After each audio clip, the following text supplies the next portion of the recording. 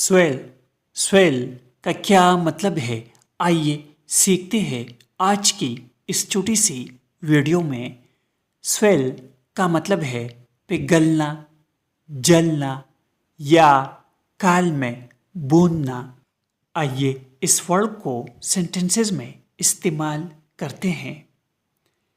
The intense heat caused him to swell in the sun.